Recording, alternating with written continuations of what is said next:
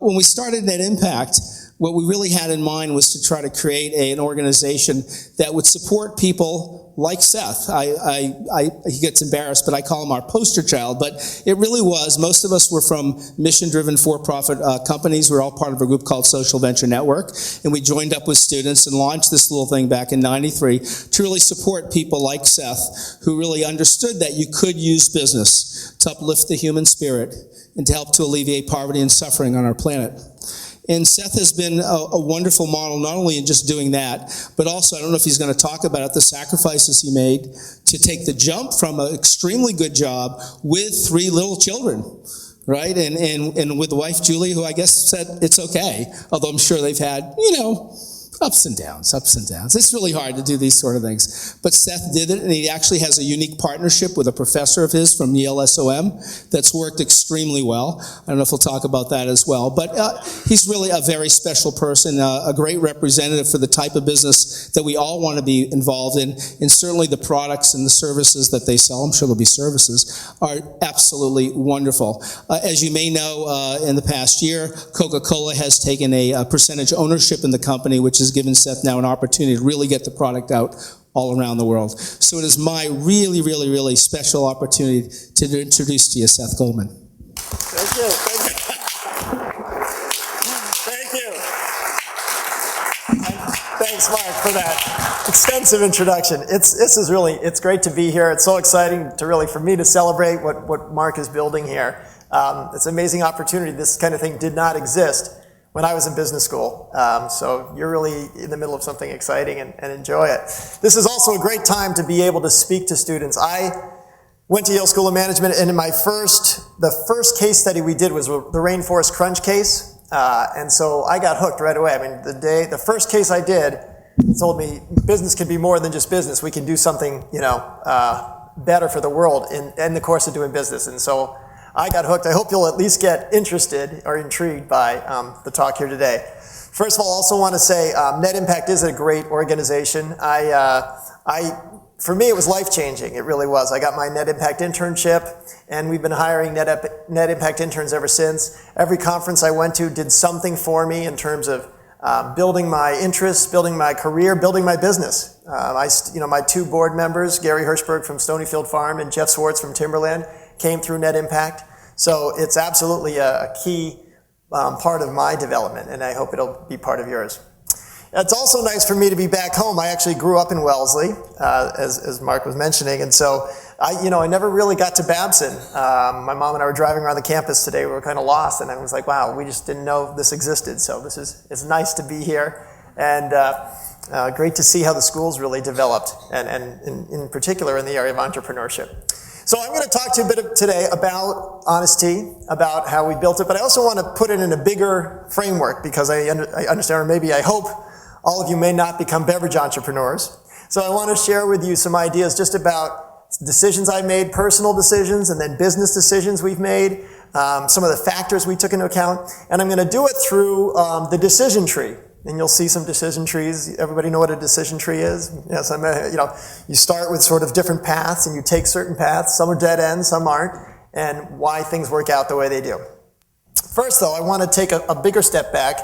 Obviously, we're a tea company, and I want to just give you a little bit of insight into Honest Tea, what we do, what we sell, and this is just a story from last year when I visited a garden in China. So we're going to talk about the organic evolution of ideas, how ideas emerge, as well as the evolution of organic ideas, because Honest Tea is very much an organic idea. It starts with a tea trip to China.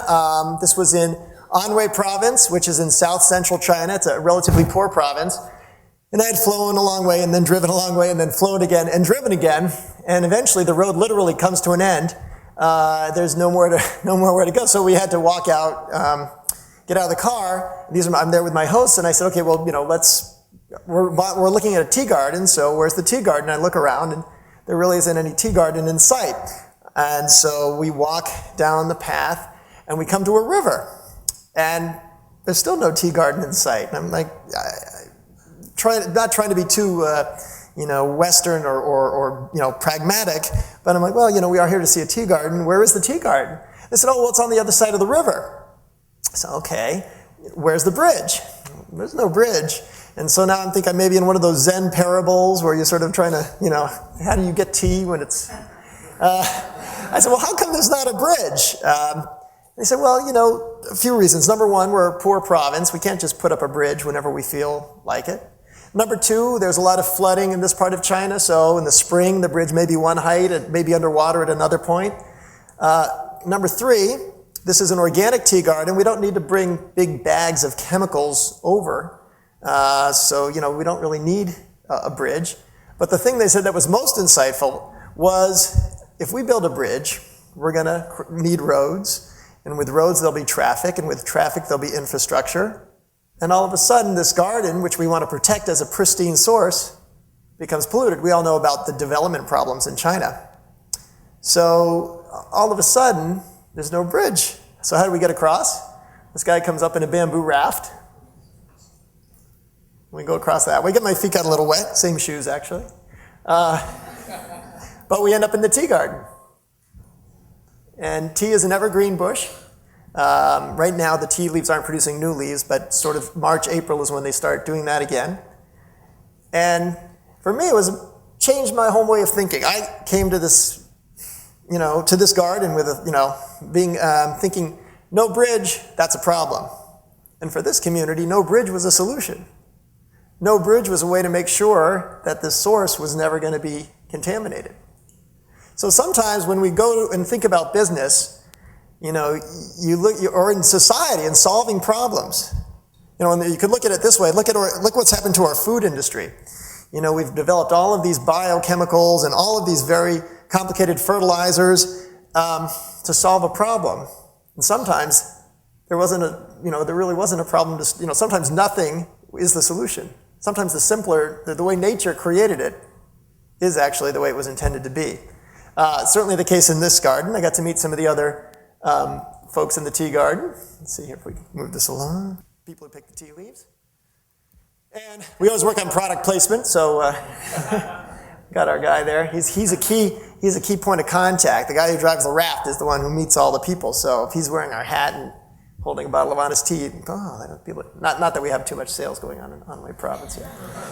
Some other key influencers in there. You can see it's a fairly basic form of agriculture there. It's also worth noting these are two-story houses, and when you go to China, if there's a two-story house, that's a sign of relative affluence. And for this community, having organic was a way for them to get more income than they would normally get. So that's our trip to China. Now, how did I end up in China? I'm going to just share with you a little bit about my own personal career choice, hope you give a sense of who I am, where I'm from. So I grew up in Wellesley, went to Harvard undergrad, went and worked in overseas for 2.5 years teaching, went and worked on Capitol Hill, and then I had to make some choices about what I was going to do. So I got to a point where I was basically going to be launching a program, actually a city-year program, or go to the Yale School of Management. So Mark was talking about Alan Casey. I can't remember the exact date, but I remember very clearly it was a Friday night, basically 11:30 at night. I had to decide if I was going to go to business school or launch a city-year program. And I was on the phone with Alan, talking it through and trying to decide. He said, look, whatever you do, you're committed to national service. You'll find a way to make your impact. I ended up going to the Yale School of Management. And I really did go there thinking I was going to come back and work in national service in the nonprofit sector. And as I said, that first case study really awakened me to the idea that you can do national service in the private sector. And so while at Yale, I got my net impact internship with the Calvert Group, which mutual fund company based in Bethesda.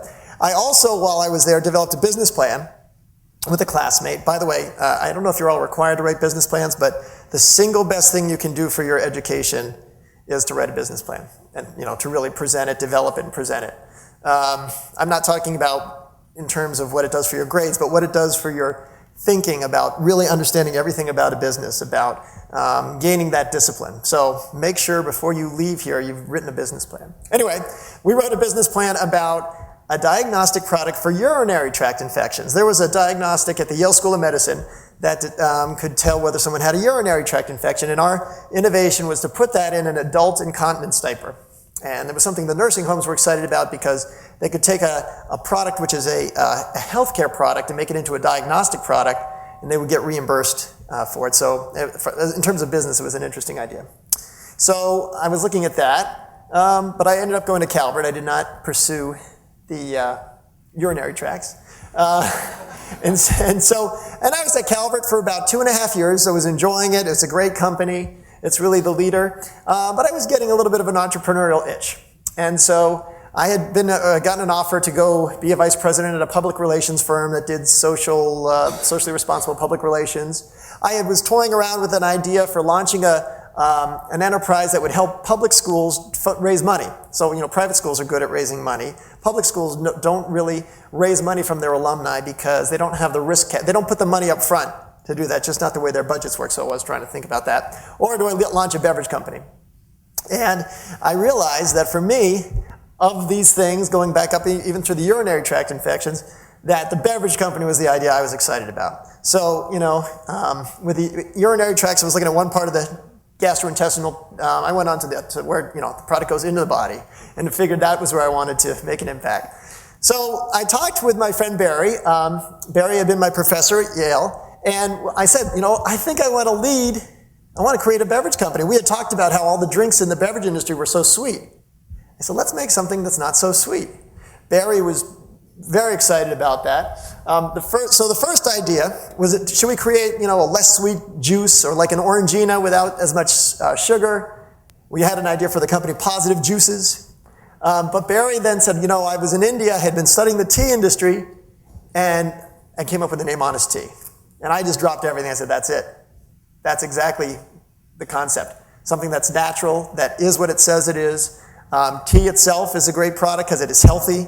It can taste great without a lot of sugar. There's an embedded in tea as a way to connect to lower income communities around the world, help create community wealth and do it in a way that is sustainable.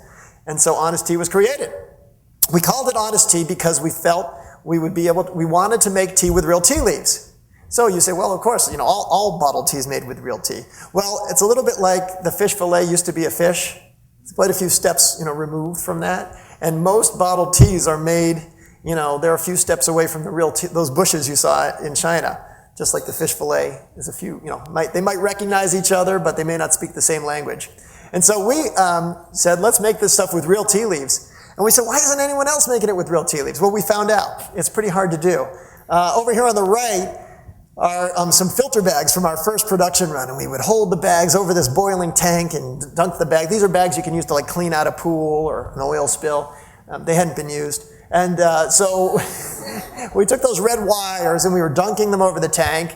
And we made tea. I mean, there was an inch of tea leaves on the bottom. And every once in a while the tea leaves would clog the filter. But we were making tea. And we got up and running.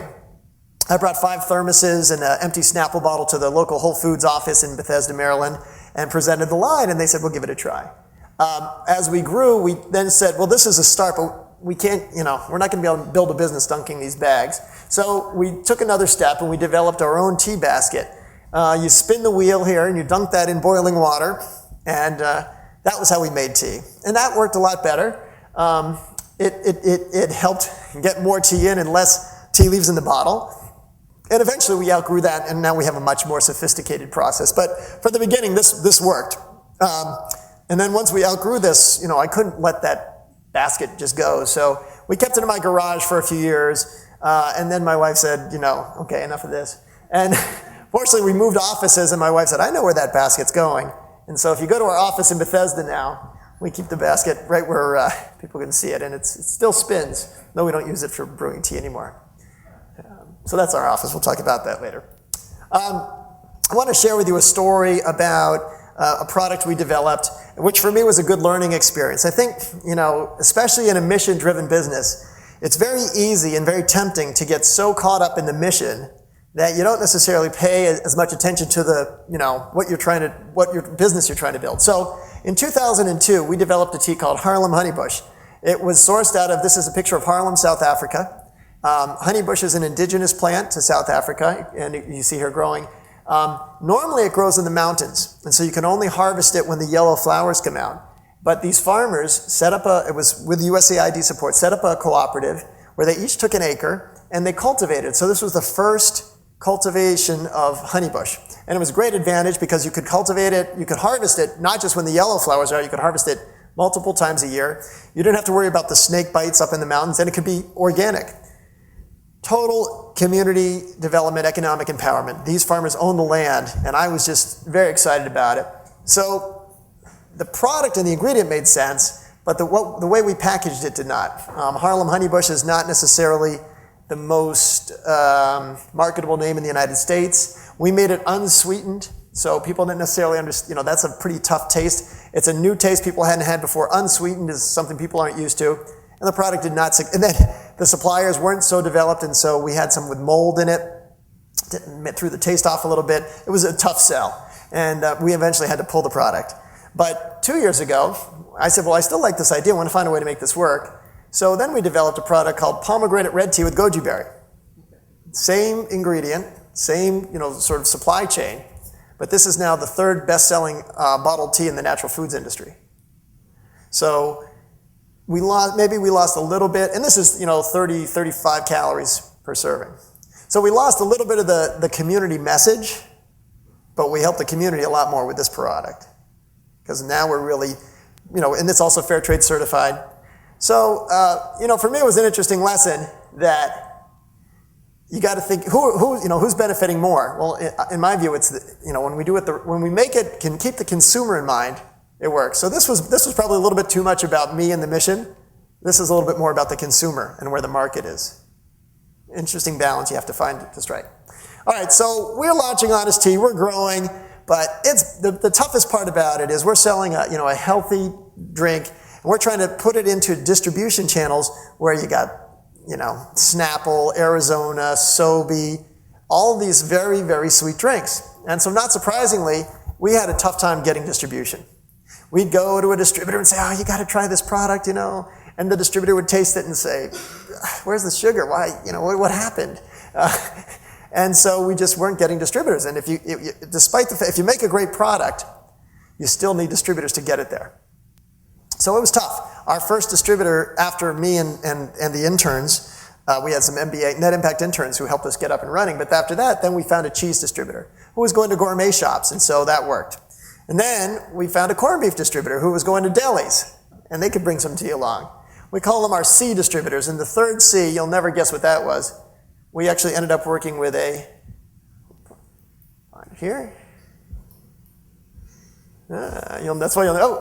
charcoal distributor.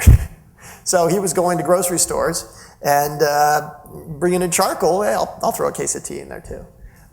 So these were the C distributors. Tough way to build a brand, but actually it worked.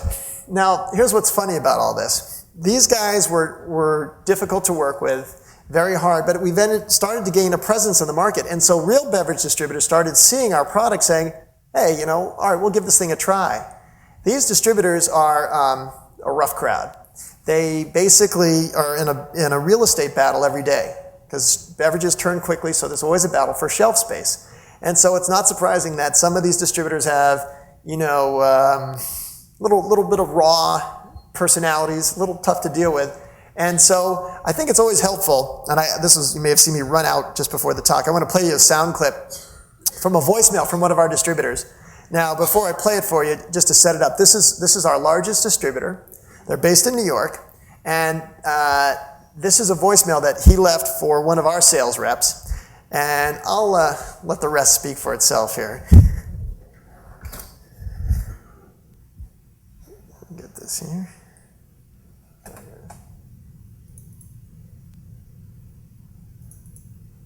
If it works. We may have lost our tech guy. We will, we'll see if at some point maybe we'll, I'm sure how to turn this back on. Well, we'll find a way to play it because it's definitely worth hearing. And there's no way I can give you a sense of it. It really has, it's one of those things that speaks for itself. So hopefully the guy will show up and we'll get him going on it. But the funny part about it is, this guy, anyway, he's a little bit raw personality. And so a few months ago, we launched with the Coca-Cola distributors basically in this market in Needham. And my mother came along, and afterwards she said, "Boy, you know, those Coke people seem really friendly, but that's a kind of different type of crowd." And I said, "You have no idea, because compared to these guys, the Coke distributors are sort of the elite, you know." So the funny thing was that after these struggles with distribution, we ended up working with the Coca-Cola distribution network. And that's just been a wild experience. That's from when we launched in California. We had these guys walking around saying the organic revolution is near. You'll see them again in a video that we'll show you. But that's been a huge, I mean, for us, beverages are all about distribution. You got to have a great product, you got to have a great brand, but you got to make it available to people. And so if you can't, no matter how good it is, if you can't get it to people, it's really not worth anything. And it's funny, we have on our website, we have our original business plan. And if you read through it, there's no discussion of distribution. We basically talked about this great product and how we were going to sell, but we hadn't really figured out that distribution is important. And of course, here we are now, and we figured that part out. So how did Honest Tea evolve? I want to just share with you a little bit about that. So we started with a line of glass bottled teas, 17 calories, and then look at our decision tree. We sort of said, okay, what can we do? Well, we went and tried tea bags because we thought we're a tea company. So we make tea bags. We went and invested in a bottling plant because we're a tea company, so we have to be able to develop that ability. We went and launched the unsweetened tea like we did with the Harlem Honeybush. And then we also tried experimenting with a tad sweet. Everything at the beginning was 17 calories, and we said, let's make it a few 30 calories. And let's see how that worked out. Tea bags didn't work out so well. Bottling plant basically went under. The unsweetened teas, like Harlem Honeybush, didn't really work. But the tad sweet teas did work. And what that meant was all of a sudden we could expand. We started putting them, the tad sweet teas, we put them in PET bottles, plastic bottles. Once we were in plastic bottles, we expanded to a line called Honest Aid. With the glass line, we expanded with a line called Honest Mate, which is yerba mate from South America. And then we launched Honest Kids. So my son, who was, I guess, 12 at the time, "Hey, Dad," he says to me, "Dad, you're selling all these healthy products, but you're putting Capri Sun in my lunchbox. What's up with that?" And I looked at the Capri Sun, and it had more sugar per ounce than a can of soda. And I said, wow, I had no idea. So we developed Honest Kids. And that's what he's putting in his lunchbox, as well as a lot of other people now, too. And then we got the rights to a product called Honest Food. And this summer, and in the past few summers, we've been marketing Honest Food bars. And what we realized is that when we started, we thought the name Honest Tea, we thought the most important word was tea. And then we realized the most important word is honest. And that's a much bigger concept, a much bigger platform than just being a tea company. And I'm here in Boston, in addition to being here and being able to visit with my parents, we're launching a line called, go back, I don't know if I can do that. Yeah, Honest Kombucha. So kombucha is a fermented tea. People are really getting a lot of interest around fermented foods and the health properties that they have. And so this line is already going to be rolled out nationally into Whole Foods. This is probably the first time some people have seen the labels. They really haven't been shown before. But we're very excited about this line. So there's a lot of opportunities, a lot of places we can go with that overall orientation. All right, so what is honesty? How do we think about ourselves in the biggest sort of, what's the big picture on this? What we're really about is trying to take the power of nature and harvesting it into healthy products for people. And what we offer the consumer is the chance, consumers who want to lead a more sustainable life, we help, basically we're a gateway to green living. So when a consumer says, hey, I understand it's important to be environmentally conscious, how do I do that? Well, organics is one way to do it. Having lighter weight packaging, and then the other things we do around whether it's some of the programs we do, even the way we do our marketing is through hybrid vehicles. So every aspect of what we do, we try to find ways to connect with the mission of the brand. I wanted to show you share with you some of the dialogue we've had with our consumers to give you a sense of how they respond. This was actually a voicemail. we got a few years ago. She says, "Good morning, my name is Kiki. I started to read your website last night and I thought, oh my gosh, I would beg to work at this company. I would move so I could work for your company. How responsible are you? That is just so everything. I wish you did everything. I wish you did my banking. I wish you were my neighbors. Thank you so much. I love this product. I drink it every day." And then this was another one we got. This was someone who loved the Honest Kids. I could not wait to write you how much I love your juice. She says, "My kids loved it too. I wish you had more products for kids. How about making some Honest Kids cereal? I would definitely be spreading the words to my friends." So we get some consumers who this idea really resonates with. And for them, once they get connected to us, there really aren't many other choices. You can't go be drinking Honest Kids and then say, "Oh, you know what? Let's go buy some Capri Sun." It's just very hard to move away from that. We did, though, go through a very interesting education. We're going through it right now, as a matter of fact, around a new bottle. So we launched a new bottle. Let me see if I can go back on that. Yeah. Okay, so we launched a new bottle just in the past month. This is actually the new bottle, and I don't know if we have in the old ones. It looks very similar to the old one. The old one was slightly lower, but this bottle is 22% lighter than the other bottle. And what happened is people would look at the bottle and they'd say, "Hey, it seems like a big air cavity in here." And you know how when you buy a bag of potato chips and you get a lot of air, you're like, they got me. I should have, you feel like you're getting ripped off. Well, we've got consumers who look at this and say, "This is deceptive. You call yourself Honest Tea, but you're selling us air." And just before I show you the feedback, I want to just give you the physics on it. So obviously lighter weight packaging is better, less impact. If we, basically when we switch to this, we will use 1 million pounds less resin. But PET is petroleum-based resin in a year, so it's significant savings, and obviously cheaper for us too. But the physics on it, when something's thinner, it needs more pressure to keep its integrity of its structure. And so what we had to do was we put in basically this little hole, because when the bottle cools, that pops up, and that sort of holds the whole bottle together. If you take this down, the bottle warps. And you can even, if after the bottle's been filled, if you squeeze it hard, the bottom pops out. So we need that for structural reasons, but we don't have anything on the label that explains it. And so this has been a really interesting education for us. And here's some of the email that we got. "I just bought a bottle of orange mango and was amazed the bottle is so deceptively designed. The bottom of the bottle has been designed with a hollow to displace fluid, making it appear the customer is buying more than is the case. Yes, it's 16.9 ounces, but I'm sure your marketing department has determined that purchases are based on visual impressions. I have bought your product regularly, but will stop. With a name like Honest Tea, I would expect more than these type of cheap tricks." And there are at least 2 websites with pictures and dishonest tea talking about how we're doing this. So Barry writes an email back. So let's go back. I wanted to show you. This was written at 3:04 p.m. on September 12th, which is a weekend. That was a Saturday. And by 8:02 p.m., Barry wrote back saying, "Thanks for writing, for your honest critique, your long-standing support. We recently switched to a thinner bottle, 22% lighter, saves us money, world resources.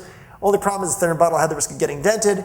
To keep it shaped, the inside must be under pressure. When the bottle is filled, the liquid expands, the bottom plug pops out. If you squeeze real hard, you can make this happen. As the tea cools, the plug pops back.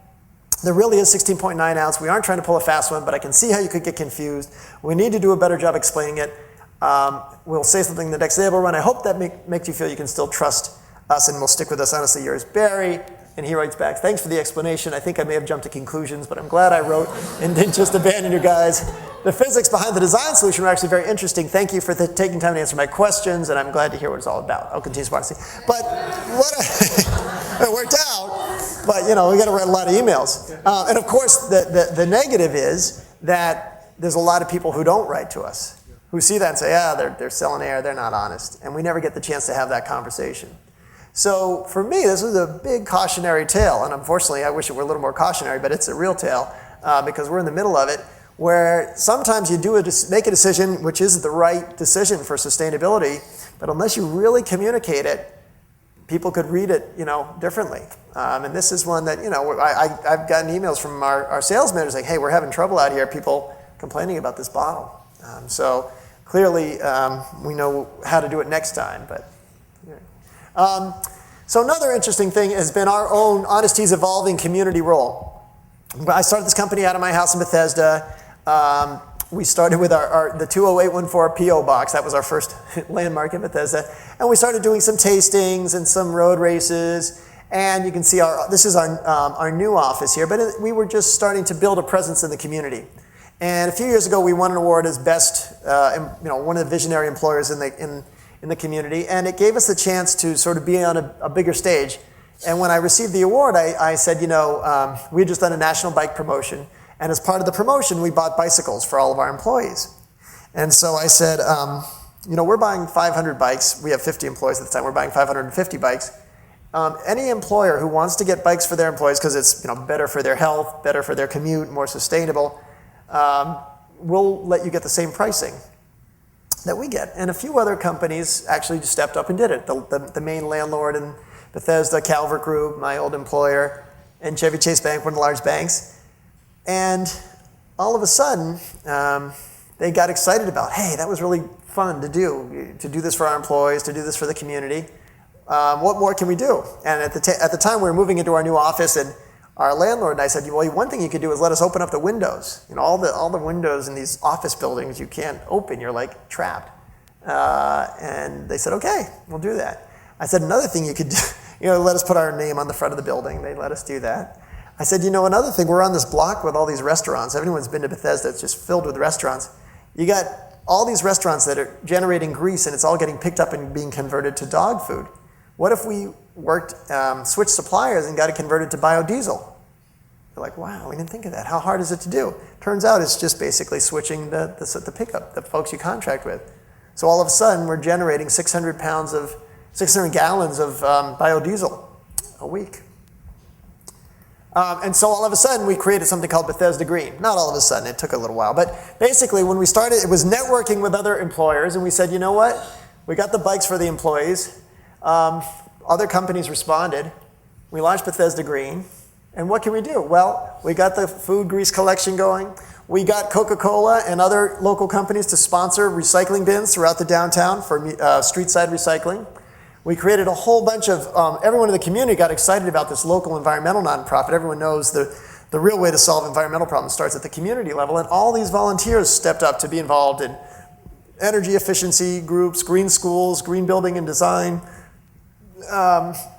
And next week, we're launching a green business incubator. What happened was the bank, Chevy Chase Bank, which is the big bank in our market, wanted to support, but they couldn't make a financial investment because they were getting acquired. They said, well, we don't have $20,000 to chip in, but we do have office space above one of our branches. Would that be okay? Well, it's 3,000 square feet of office space. We only needed, 400 for Bethesda Green. So we said, what if we take this space and let eco-entrepreneurs start their businesses here? Montgomery County was where we are. The Department of Economic Development got very excited about it. They're chipping in. And so next week we're launching this green incubator as a way to help support other green entrepreneurs do their thing. So then there's some interesting questions. All right, so we've been building Honest Tea. We've got this relationship with Coca-Cola. What are some ways we can think about social innovation? Where do we go from here? Well, Honest Tea is all about, I've talked to you about packaging innovation. We were the first to make organic bottled tea. We were the first to make fair trade tea. And we have our fleet of hybrid sampling vehicles. What else can we do? Well, one thing we can do is think about, in addition to our own product development, how can we help change the beverage industry? We're part of the world's largest beverage company now. We have a relationship with them. I was giving a sales presentation in Las Vegas, and I was talking about Bethesda Green, and the general manager of the Las Vegas distribution center said, we go to these casinos, they generate thousands of gallons of grease a week. What if when we dropped off the product, we could pick up the grease and basically fuel our fleet through biodiesel? Well, that's an amazing idea. And this was coming from the sales center manager. This wasn't me saying, hey, this is what you should do. So that's an idea we can explore. And then there's another idea around, what if you could really, the Coca-Cola company, most of what they sell is sweet, fizzy liquid. What if you could actually really help them develop health-related beverages? And what if you could actually think about where those are distributed? So everyone, you hear a story about how you go to the developing world, you walk down a dirt road, and there's a Coca-Cola sign at the end of a dirt road. They have this amazing distribution. Well, what if you were distributing really healthy products Important products that contain important vitamins.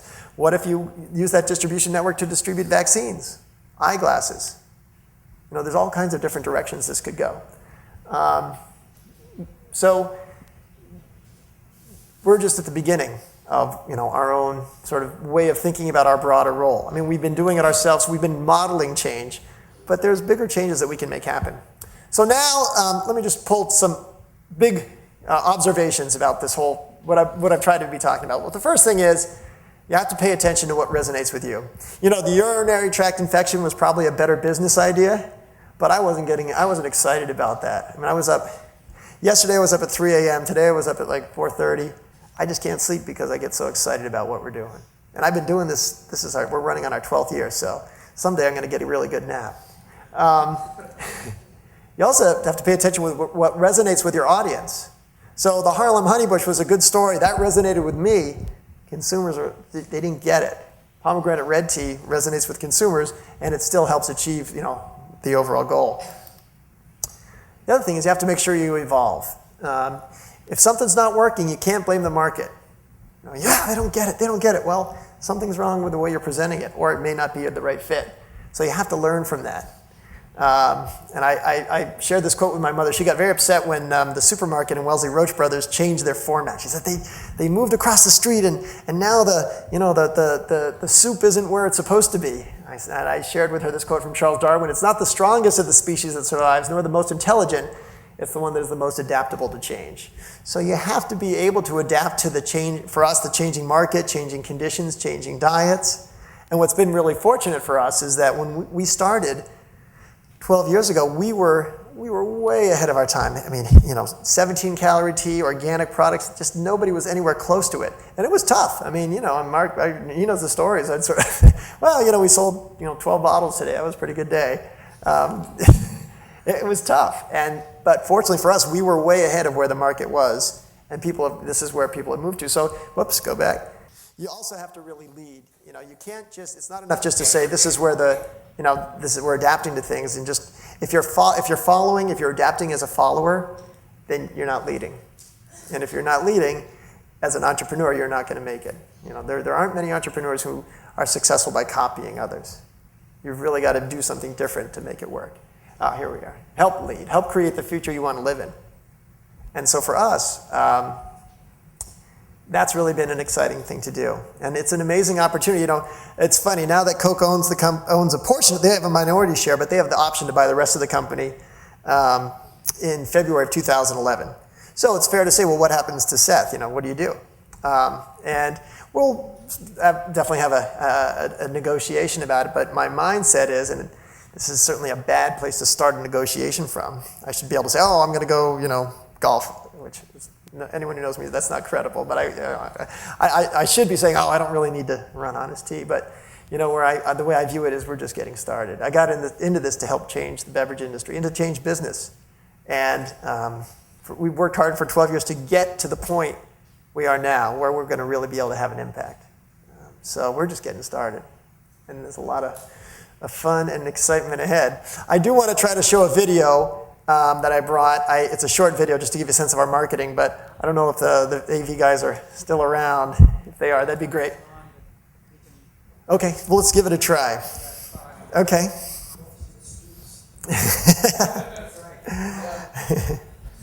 Oh, that's what you got to do. This is it, yeah. Okay, so this is that voicemail I was telling you about. Let's see if we hit it here. I think it's going to work. Yo, Mike, this is Louie from Twisted Distributors. All the things that you up, if you don't handle that that works for you, bro, you can take your Honest Tea and you can stick it up there and have no big.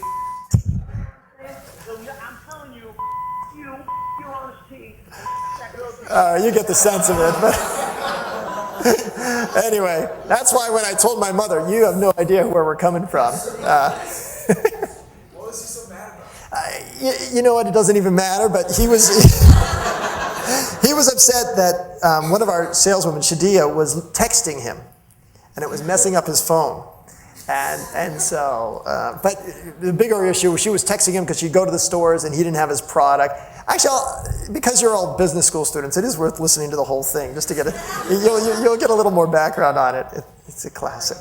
Yo, Mike, this is is Louie from Twisted Distributors. Look, all the things that you up, if you handle that that works for you, bro, you could take your honesty and you can stick it up there and have it on the. You understand what I'm saying? I'm telling you, your honesty and that girl Jadea. I told that yesterday, don't message me. Do not text message me. It messes up my phone. Now she text messages me. Half my numbers erased from my phone again. So what does the do again then? After that, 5 minutes, 10 minutes later, I get another text message saying, I'm text messaging you because you didn't answer your phone. You don't gotta answer my phone. You understand that? Who the message? Promising people order this. He says on my phone, he didn't phone, expecting they'll order tomorrow. And you know what? I'm expecting to get lost off tomorrow. Well, I told you, listen, I'm telling you now. Stay the away from me. Keep your honesty away from me. Yourself, okay? I need you to get your under control, all right?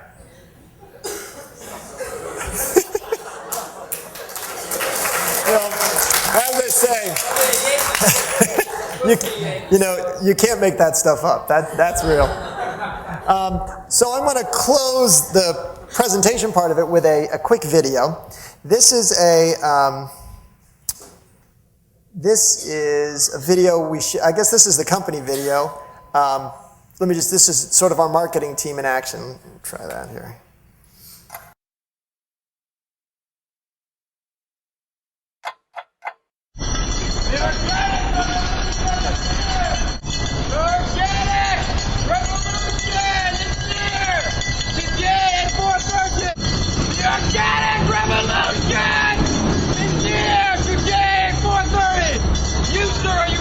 Organic revolution. You tell me that you sir. City Financial Bank. Are you guys ready? The organic revolution is here. The organic revolution is here. Where is it? Here. Where is it?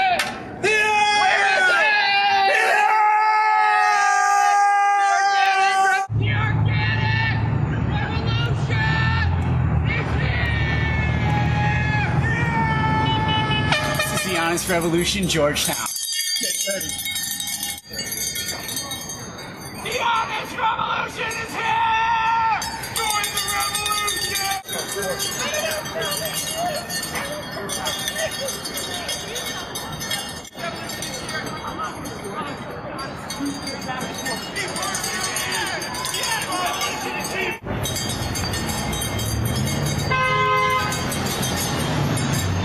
The revolution has come! Go Yankees!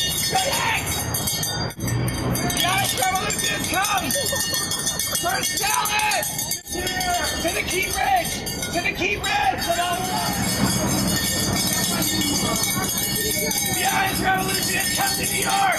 The revolution stops the traffic! The Honest Revolution is here! The Honest Revolution is here!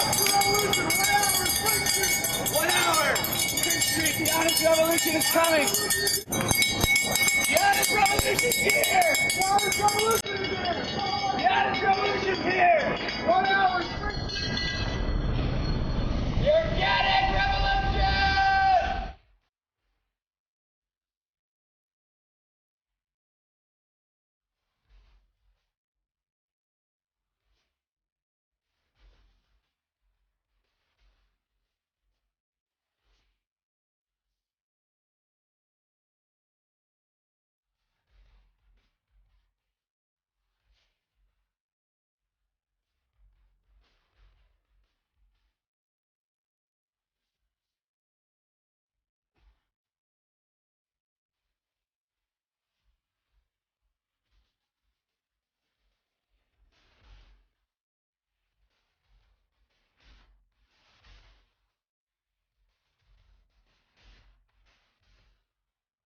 Everybody clap your hands. Clap, clap, clap, clap your hands. Clap, clap, clap, clap your hands. All right, now, we're going to do the basic step. To the left. Take it back now, y'all. 1 hop this time. Right foot, let's stop. Left foot, let's stop. Cha-cha, real cross. Crisscross. Cha-cha, real smooth.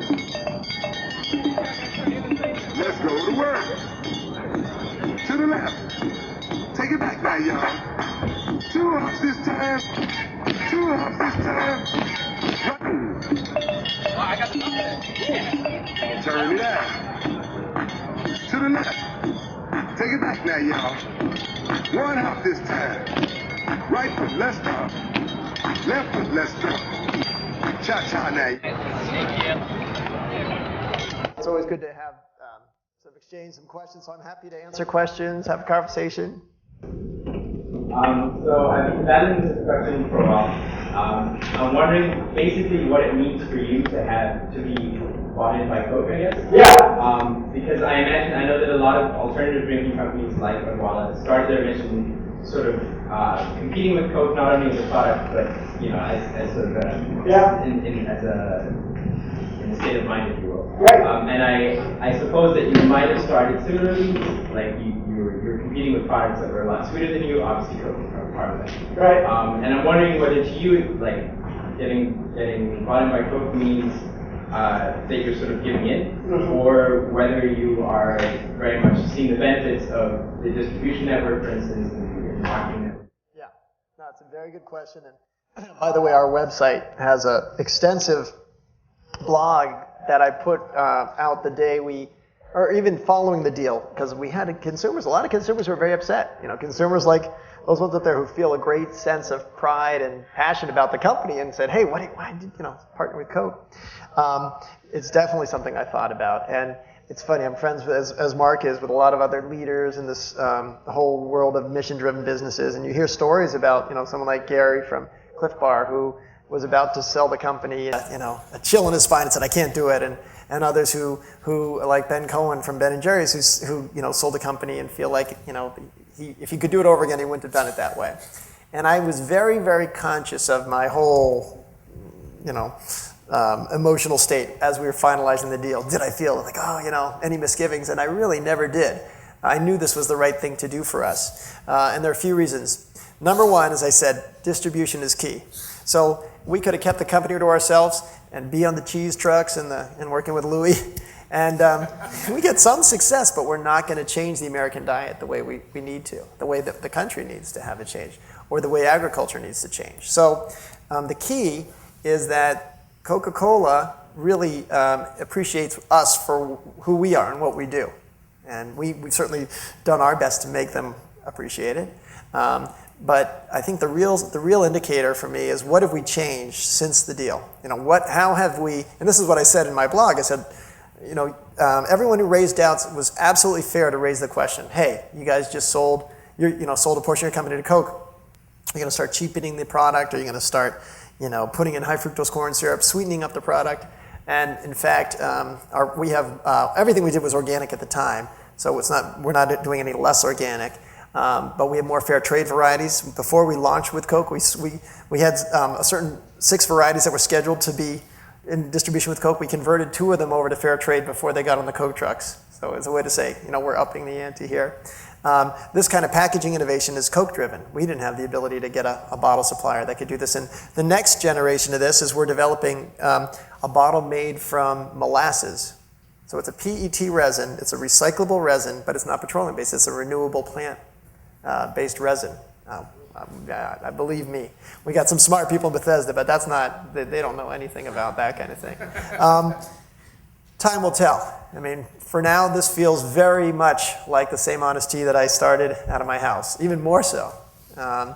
It's true, in 2 years, it's certainly conceivable Coke could have total control of the company. They don't necessarily have to keep me. And so they could take it and turn it into something not honest. But I think the other factor that was weighing in my mind was they went through the whole real new Coke experience. They tried to reinvent something and they learned you can't reinvent something that's working, So that's certainly a part of it. The other thing is, yes, we're on Coke trucks, but every time we go to a cooler in the warehouse, our product is displacing their product. I mean, the ultimate goal for them, of course, is to sell more things. But at the end of the day, people only have so much room in their bladders.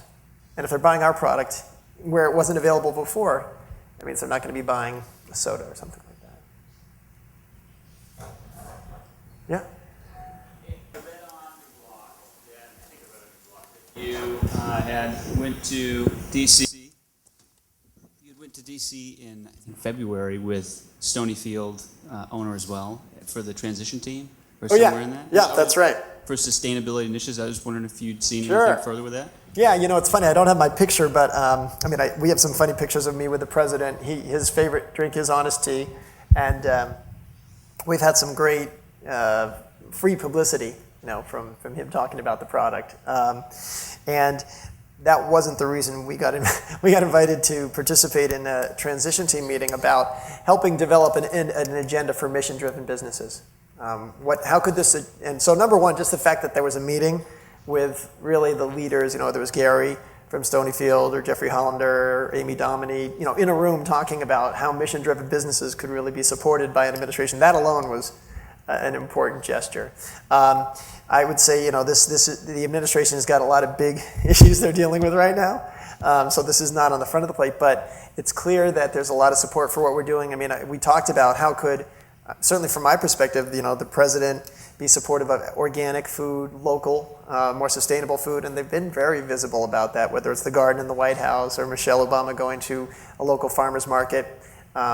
So, one of the interesting things is they're even talking about, there's some talk about trying to tax soda beverages, which doesn't have a negative impact on us, but it's kind of an interesting one. So there hasn't been a sort of formal agenda that's put out there, but it's very clear that there's a lot of support for what we're doing. And this is really one of the things I like about what Alan Casey has talked about very early on. He just says it's not about big government, it's about big citizenship. And you think about where the solutions are going to happen in our society, government can't solve all these things and shouldn't try to. And big business probably can't either. It's really citizens, and taking, this is, you could tell me Honest Tea is a nonprofit, and in some ways we are a nonprofit because we're not making a lot of money these days. But we're growing really quickly, and I'd be fine because the impact we're having is something that really matters and is something that, healthy diets, more sustainable living, empowered green living, and those are important things to do, and we're really helping make that happen. So, yeah. I read that you had some trouble initially sourcing organic honey in the United States. Yeah. Can you talk about your commitment, or to what extent sourcing locally was a must-have versus a nice-to-have? Well, sourcing organically is definitely a priority. Sourcing locally isn't. And for example, tea, there's no real domestic source. There's definitely no domestic source of organic tea. And just a quick thing about tea. Why buy organic tea? Well, it turns out that tea is one of the few agricultural products that's never rinsed. So if I buy an apple or a tomato and I want to get surface chemicals off, I have to spray it or peel it and I can get the chemicals off. With tea leaves, they're sprayed and they're dried. The only time tea leaves are rinsed is when you pour hot water on the leaves to brew the tea. So where's those chemicals going? Right into the tea, and that's what you drink. So for us, organics was really important. But tea leaves, both because of the climate and the soil and the workforce, really only grow in places like China, India, South Africa, and South America too. But there's not a domestic source. So we wanted to be organic. We were the first to make organic tea, but there wasn't a reliable supply of quality tea leaves initially. You mentioned honey as an interesting example. The organic rules for honey are very, very strict. The rule is that the apiary, this is where the bees go, cannot be within 3 miles of any pollution source. So sad to say it, but in the United States, there are very few places where you can do that. If you have an apiary near a golf course, you lose your eligibility because they're putting pesticides on the 9th green, and you won't get your organic status. So we actually source our honey from Brazil. So I think the key is to not claim it. We certainly support sustainable agriculture or more sustainable agriculture, but in some cases, at least with our product, it's not realistic to say it's locally sourced. I have a question. Regarding your time when you started, building credibility as an entrepreneur with no background in this industry, can you speak to the challenges you faced at that point? No, it was kind of funny. I remember when I went into giving my resignation at Calvert Group, and here I was leaving a very comfortable job. As Mark said, we had just had our 3rd son, and I actually called Barry before. I said, I'm going to go up to Barbara's office. I'm going to go tell her I'm launching this beverage company. But we never made the tea before. So I said, are you sure we can make it? Just make the tea, not make a business. And Barry, there's this long pause. And Barry says, I think we can. But I bet you if you asked to go on sabbatical, I bet you Barbara would support that. And I said, no, I got to do this. And my only real experience in the beverage industry was that I drank beverages, which, obviously most of us should be able to say we've done. And as a kid, I had a lemonade stand, so that's true. I was marketing. In fact, I was at Minute Maid yesterday, and I saw the old concentrates. I said, I used to sell that in the golf course. So I think for me, the where I had credibility was, business school, Harvard and Yale. My professor was a co-founder. I had experience marketing. And we grew slowly. That was useful in the sense that by the time we really needed to raise money, the first year we took in money from the people who couldn't say no. That was my parents and Barry's parents, my sister. And then after that, once we started to grow, we were having some traction. We were the best-selling tea in the 17 Whole Foods stores where we sold our product. Then we were the best-selling tea in Whole Foods. And then we were the best-selling tea in the natural foods industry. And then we started to gain other success. So it evolved slowly, but we every time we were sort of moving up a notch. And just to give you a sense of how that's worked. So those first investors who came in 1998 invested at 50 cents a share. Our latest valuation is at about $13 a share. We're hoping to get over, sort of in the 20s to $25 by the time Coca-Cola invests. So it's definitely been a good return for those people who believed in us, which is a not insignificant thing. Passionate about something. And I was wondering, when you decided to commit to this project, when you started the tea company, how you knew that 6 months later you wouldn't become interested in something else? Yeah, that's a good question. I think when I decided I was going to do this, I felt that I'd always felt like I wanted to build something. And nothing focuses you like really. That's the reason I knew I couldn't do a sabbatical. I had to sort of, jump off the ledge. Is because, I couldn't have something to fall back on. So this had to work. And it was funny, we had a board meeting in about 2001, 2002. We needed more financing. And I had said, well, we could just raise some more money from the investors. And Gary Hirschberg from Stonyfield said, no, I think this is the time for Seth to go out and get a loan. And the bank, at that point, we were unprofitable. So the bank said, well, if you want a loan, you're going to have to guarantee it, which means putting my house on the line, any other assets. And I remember Jeff Swartz from Timberland saying, well, it feels like Seth's got a lot of pressure already. And Gary said, no, nothing's going to focus him like putting it all out there. And so I continued to stay focused. And I think that in a way, the name helped give us discipline. We knew Honest Tea is, at least at the beginning, we're not going to go make a juice product. And as we grew, sort of 6 years into it, okay, we're getting some traction, we can do some other things. But at a certain point, the organization and the enterprise gets a life of its own. The brand gets a life of its own. And I'm just along for the ride. Yeah.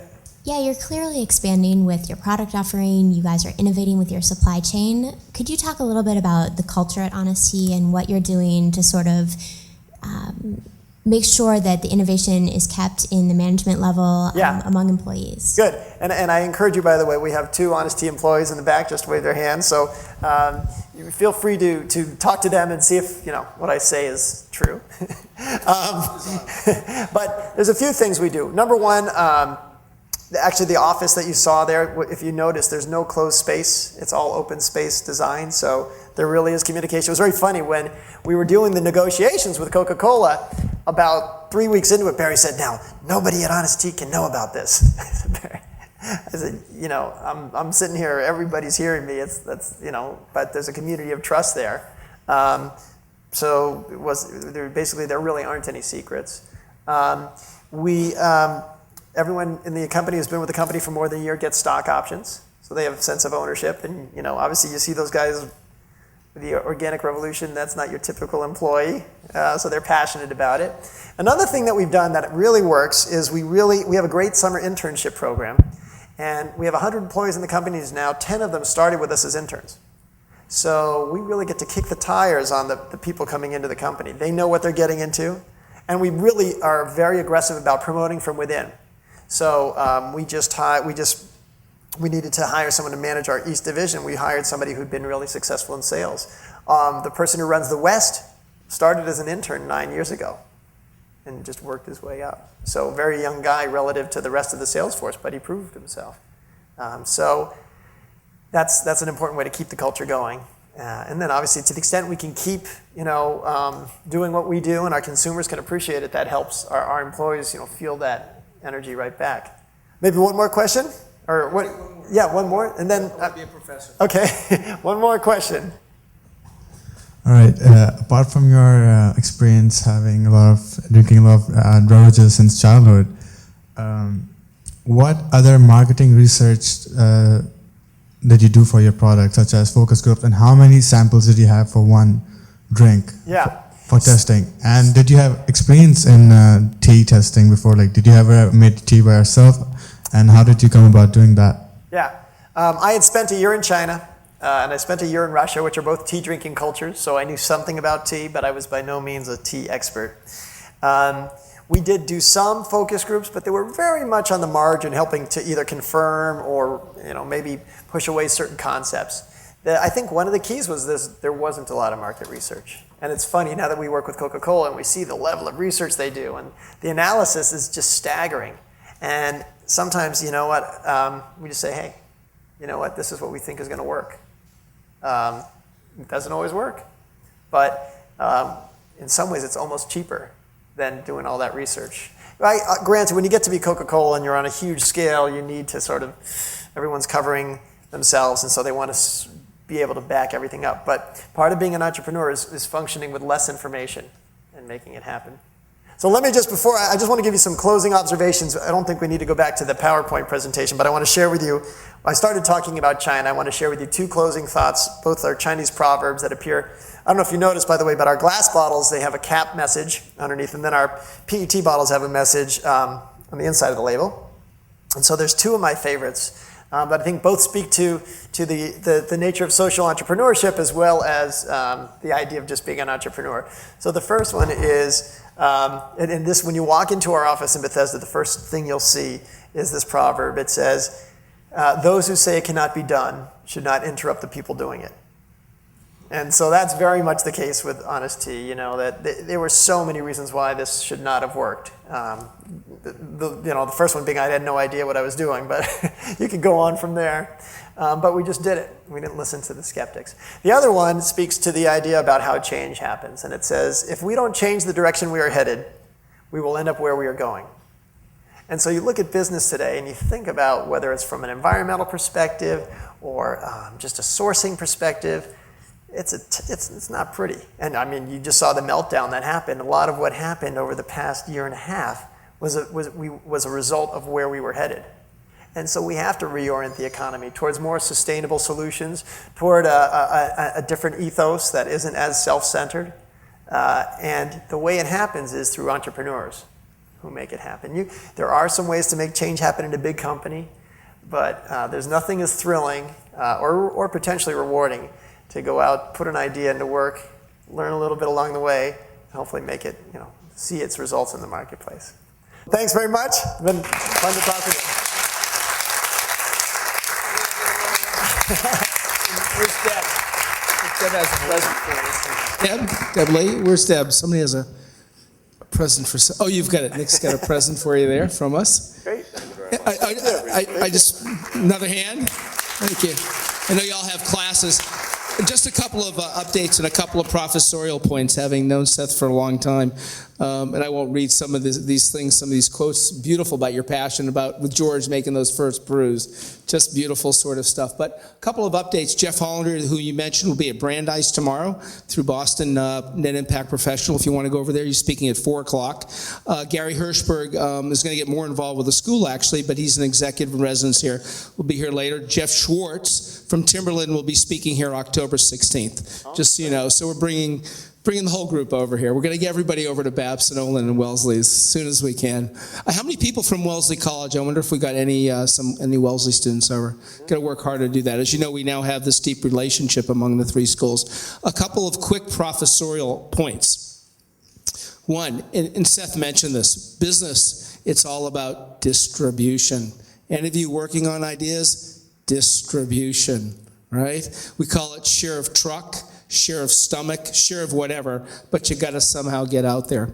In terms of overall, also notice how Seth and others have embedded their values into the value of what they sell, and that's the key. We're all worried about the Coke issues, and we've gone through this with many friends, with Gary Hirschberg at Stonyfield, with Group Danone, but what both Gary and Seth have done a great job of with their company is the value that it creates in the marketplace is so embedded with its values that for Coke to take it out would be silly, and they're not stupid. I sat on the board of Coke years ago. They're not stupid. They want to make money. They want the product to churn. And then finally, I think the last comment I want to make to you is also one little point about Seth's story is that you all ask me all the time, you'll say, oh, when's a good time to do this? You know, to really take a jump and be an entrepreneur. And the answer is there's never a good time. I remember talking to Seth when he had this super job at Calvert under Barbara Krumshek, who's just a wonderful CEO, great company, great position, rising star, and he just had his third child. You know, is that a great time living in Washington, D.C. to start a beverage company? But that's when he did it. So there's part of that in you. And what does help, and I think what helps Seth, clearly is to build a network. And one of the things we want to help you do while you're at school here and after is build a network, as Seth did. That's what helped all of us. I had a little pet product business that Gary Hirschberg and Ben Cohen helped me with. We've all helped each other. And that's what we're really here for, is to help build this community, or as Alan Casey said, a citizen group where each one of us has an opportunity to make a difference in our own small way. Thanks so much for coming. Thanks for trekking all the way over here. Look forward to seeing you.